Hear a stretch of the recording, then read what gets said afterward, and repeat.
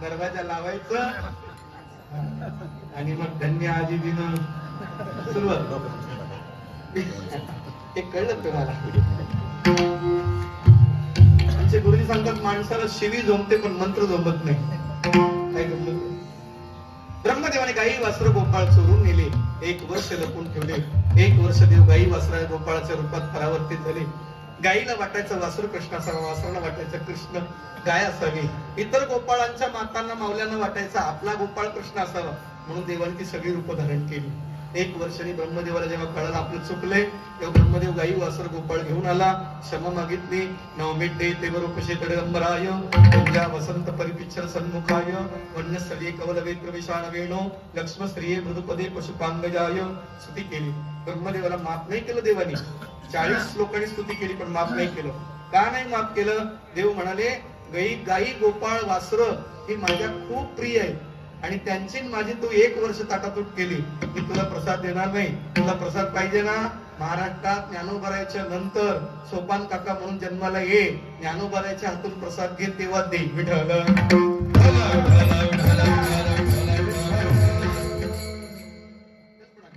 आता याच महिन्यात शेवटच्या एकादशी नंतर त्रयोदशीला सोपान काकांचा समाधी सोहळा असतो, हे लक्षात घ्या. मला एवढं सांगायचंय की भगवंताने ब्रह्मदेवाला प्रसाद द्यायचं ठरवलं. सोपान काकाच्या रूपाने ज्ञानोबरायच्या निमित्ताने ते दिले. तो प्रसंग आहे, जो प्रसंग भगवंताने यमुनेच्या काठावर गोपाळांना गाई गोपाळांच्या समेत जो प्रसाद दिला, तो प्रसाद आम्हाला मिळतो आज पण साधू संतांच्या कृपेने. सगळ्यांना शिदोऱ्या सांगितल्या, सगळ्यांनी शिदोऱ्या आणल्या, पण प्रत्येकाच्या शिदोरीत काहीतरी दोष होता. देवाला आवडत नाही. देवाने सांगितलं माझे आहे तैसे पाहे, माझ्यासारखी तुमची शिदोरी नाही. त्यातला एक गोपाळ देवापुढे गेला, नम्रपणे प्रार्थना केली, भगवान तू म्हणतो ते बरोबर आहे, तुझ्यासारखं आमचं पाहिजे, पण आमचं तुझ्यासारखं नाहीये. तू शुद्ध सत्वात्मक आहे, आम्ही रजतम प्रधान आहोत. हे दुसरं परमात्मा, आम्ही आता असा निश्चय केलाय की आमचं आता घरी कोणी नाही, आमचं घरी काही काम नाही, आमचं सर्वस्वी तूच आहे. नका करू दुरी मज पाया वेगळे, तुमच्या पायापासून दूर करू नका. एकाने अजून एक कल्पना दिली, भगवान आमच्या शिदोरीत तुझी शिदोरी टाक. मग तर झालं. भगवंत म्हणले ठीक आहे. सगळ्यांना कमलाकार बसवलं, मध्ये परमात्मा उभे राहिले, कमरेला उपरनं बांधलं, बासरी एका बाजूला खोली, एका बाजूला शिंग खोलं, बगलीत वेताची काठी आहे, खांद्यावर कांबळी आहे, डोक्यावर मोराचा पीस आहे, कुरळे केस आहे, आकाशासारखा निळा रंग आहे, डाळिंबासारखे ओठ आहे, हनुवटी बसलेली आहे, गाल गुबगुबीत आहे, जरा हसले तरी खळी पडते, खळी पडते, शंखासारखी मान आहे, छाती विस्तीर्ण आहे, विस्तीर्ण.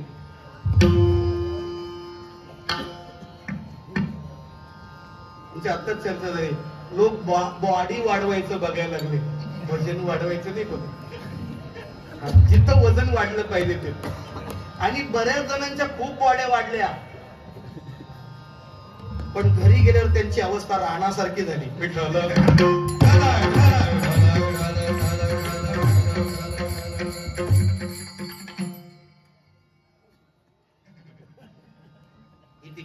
शास्त्रम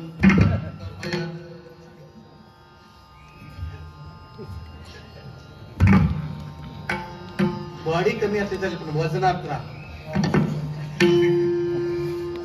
अजून सोपं सांगू, माणूस स्वरातून गेला चालेल पण तालातून नाही गेला पाहिजे.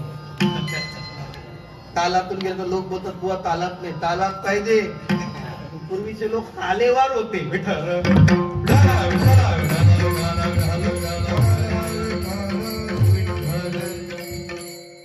आताचे लोक दिंडीच्या आधी तळावर आहे. दिंडी दुपारच्या मुक्कामाला, रात्रीच्या मुक्कामाला, सुखी निमिज लोगा शून्य सात. काय गमत आहे, असू दे, हरकत नाही, चालतोय. महत्वाचं ज्ञानोबाराच्या निमित्ताने तरी ज्ञानोबारी कृपा करतील. हातात प्रसाद घेतलाय, बोटाच्या सांधीत लोणच्याचे खाप आहेत, देव स्वतः हाताने भरवत आहेत. याचं वर्णन शुकदेवानी सुंदर केले.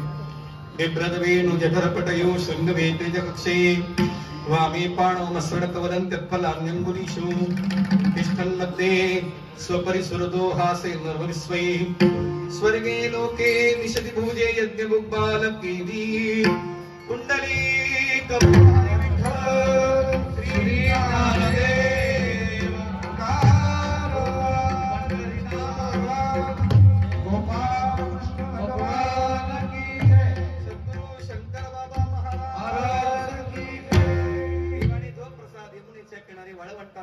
दिला तोच प्रसाद ज्या संतांनी आपल्याला दिलाय त्यांचं मोठ्या प्रेमाने भजन करूया. थांबूया. महाराज ज्ञानेश्वर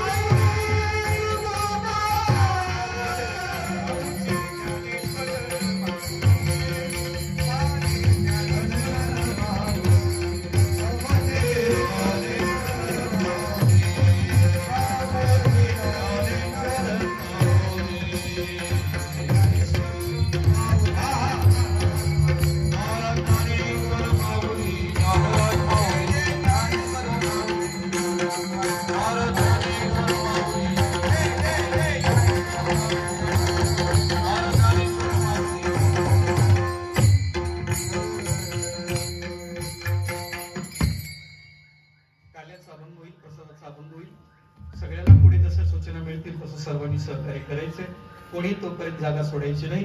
प्रसाद आणि महाप्रसाद घेतल्याशिवाय कोणी जायचं नाही. अगदीच उत्सवाच्या वतीने उत्सव समितीच्या वतीने एका वाक्यात सांगतो, कोणाचं नाव राहील न राहील, घेतलं जाईल न घेतलं जाईल, सर्वांनी मोठ्या मनाने क्षमा करा.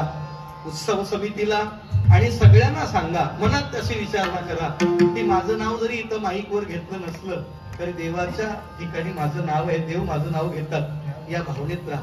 आपण देवाचं म्हणून करूया, देवासाठी म्हणून करूया. Work is worship and love is God, बाकी सब फ्रॉड. या भाषेत राहा, या आनंदात राहा.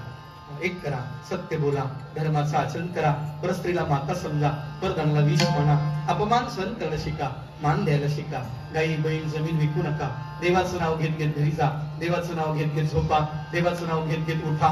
नाहीच कळालं, लग्नाच्या अगोदर जय हनुमान म्हणा, लग्नानंतर जय श्रीराम म्हणा. आणखी एक करा, बोलताना असं बोला, आपल्या बोलण्याने कोणाला जखम होणार नाही याची काळजी घ्या, पण आपल्या बोलण्याने बऱ्याच लोकांच्या बऱ्याच जखमा बऱ्या होतील असं बोला. बोलू ऐसे बोल, जेणे बोले विठ्ठल बोले. आणखी एक करा, जिथं डोकं ठेवाल तिथं डोकं लावायच्या भानगडीत पडू नका. डोकं लावायचंय, डोकं ठेवायच्या भानगडीत पडू नका. डोकंच ठेवायचंय. तुका म्हणी नेणो युक्तीची ते खोले, म्हणून ठेविली बावी नोई. आणखी एक करा, निसर्गाचं रक्षण करा, पर्यावरणाचं रक्षण करा, वृक्षारोपण करा. गेल्या वर्षी ज्या खड्ड्यात झाड लावलं त्या खड्ड्यात झाड लावू नका, तो खड्डा गेला, नवीन खड्डा करा. पाणी जपा, मोठे माणसाचं मन जपा, लहान बालकांची खेळकर वृत्ती जपा आणि साधूचा मान ठेवा, वारकऱ्याचा मान ठेवा. माझ्या एका भाषेत सांगू, एका वाक्यात सांगू, वारकऱ्याला मजूर समजू नका, वारकऱ्याला मजूर समजू नका. वारकरी देवापेक्षाही श्रेष्ठ आहे, देवापेक्षाही. तो त्याच्या वैयक्तिक जीवनात कसा का असेना, तुम्ही त्याला देव म्हणून नमस्कार करा. काया वाचा मने जीवे सर्वस्वे उदार, पाप रखुमा देवर विठ्ठलाचा वारेकर. उपस्थित सर्वांना पुन्हा एकदा विनम्र अभिवादन. आदरणीय हरिभक्तीपरायण श्री सिद्धेशजी महाराज, अंबादासजी महाराज, दिलीपजी महाराज, प्रमोद भाऊ, तळेकर गुरुजी, बाकी सर्व ज्येष्ठ शिष्ट मंडळी, महेश भाऊ, तुकाराम महाराज, शिष्टम मधुरम. सगळ्यांना व्यासपीठावरून दंडवत करतो. पुनश्च एकदा एखादा शब्द वेडा वाकडा चुकीचा गेला असेल तर उदार अंतकरणी क्षमा करा. पिवणते पुरते अधिकते सरते करुणी घ्यावे तुमते मिळते पायाच्या प्रसादी काही बोलू मिळते मग क्षमा करणे संती नवहे अंगभूत युक्ती. जय जय सद्गुरु ज्ञानेश्वरा, जय जय सद्गुरु करुणाकरा, जय जय सद्गुरु विश्वंभरा, मज चरणी दातारा नित्य ठेवा. आयुष्य करी उणे परी मज आवडो कीर्तन, नको जाऊ देऊ भंगा, गात्रे माझी पांडुरंग विठ्ठल. जय जय जय